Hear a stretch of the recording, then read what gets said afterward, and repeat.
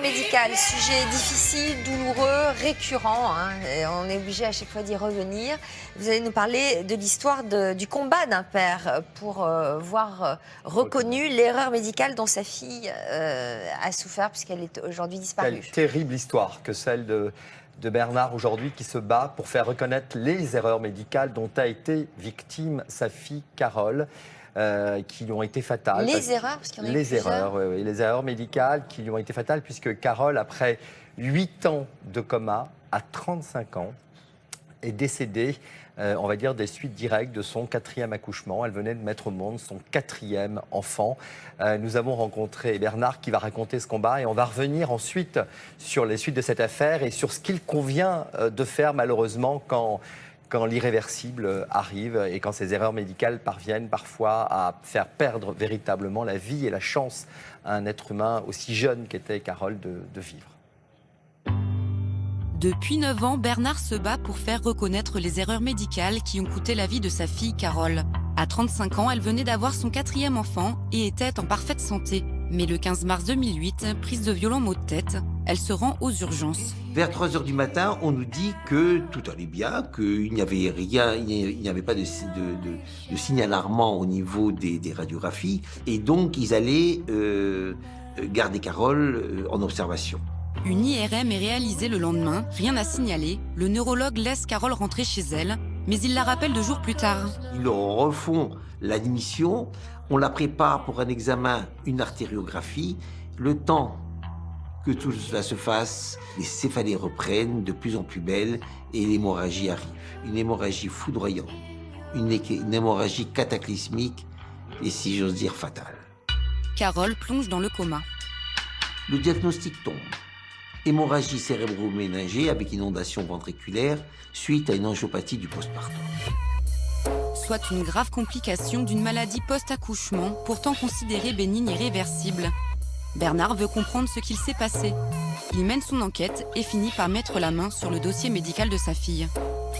Carole présentait déjà une pathologie avérée. Cette IRM n'a pas été lue et n'a été lue que avec 48 heures de retard. Et au lieu de lui envoyer une ambulance pour la mettre immédiatement dans un service adapté, on la convoque comme une vulgaire patiente. On lui a fait perdre un temps très précieux.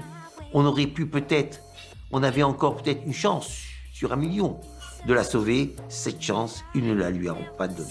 J'avais aussi réalisé que dans la nuit de vendredi à samedi, alors que le risque hémorragique n'était pas éliminé, on lui avait prescrit du prophénide, un anti-inflammatoire qui a aussi comme effet secondaire d'être anti-agrégant plaquettaire. Ça veut dire que quand ça saigne encore plus. C'était une véritable bombe à retardement. En 2009, Bernard porte plainte, mais l'enquête patine. Ces médecins qui ont pris en charge Carole, qui ont été auditionnés par le juge d'instruction et qui ont menti, c'était normal. Ils cherchaient à sauver leur peau.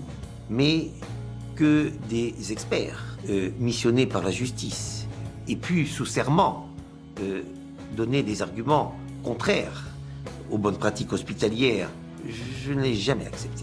Je me disais que, voilà, un mur se dressait devant moi, une véritable omerta.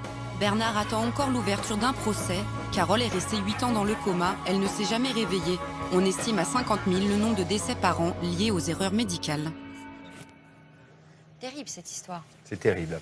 Alors, quelle est son erreur? C'est qu'il se soit adressé au pénal? Non, il n'a pas commis l'erreur. Le tout, c'est qu'aujourd'hui, Bernard se bat car il ne veut pas d'argent. Il ne veut pas aller devant un tribunal pour pouvoir obtenir des dommages et intérêts. Ce n'est pas l'argent qui le motive, évidemment, même si aujourd'hui, malheureusement, dans pareille situation, quand un accident de la sorte arrive, on ne peut que le réparer par des indemnisations.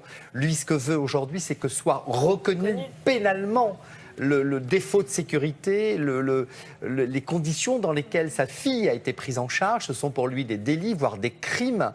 C'est quasiment une mort sans vouloir la donner, on va dire. Et en réalité, le juge d'instruction est très mal à l'aise. Les médecins experts, eux-mêmes ceux qui ont été entendus, les radiologues, il dit qu'ils ont menti, c'est-à-dire qu'ils ont raconté une autre histoire que celle qui s'est réellement passée. Donc aujourd'hui, il se bat, il attend de voir ce que va faire le juge d'instruction. Si le juge ne renvoie pas devant le tribunal, il va faire appel devant la chambre de l'instruction. Il ira jusqu'au bout s'il le faut pour obtenir aujourd'hui justice pour sa fille. Et quels sont les conseils que vous donneriez à ceux qui sont victimes d'erreurs médicales comme ça? Quelles sont les démarches à suivre? Alors aujourd'hui, il y a ce qu'on appelle les commissions de recours amiables, régionales, qui existent, cette conciliation. On peut saisir ces commissions de recours. D'abord, ça va beaucoup plus vite.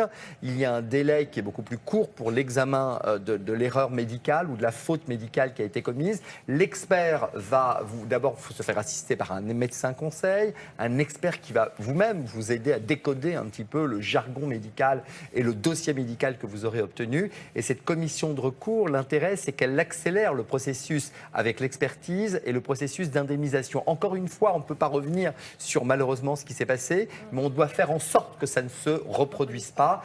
Après, c'est une affaire d'assurance, c'est les assurances des hôpitaux, les assurances des cliniques, les assurances des médecins qui vont régler ces indemnités. C'est pas ce que veut aujourd'hui Bernard. Lui, c'est pas les assurances qui l'intéressent, ce sont les hommes les médecins qui ont pris en charge sa fille, qui ont mal pris en charge sa fille, elle a eu visiblement manqué d'une perte de chance vraiment d'être soignée et peut-être d'être sauvée. Vous suivez le dossier? Oui.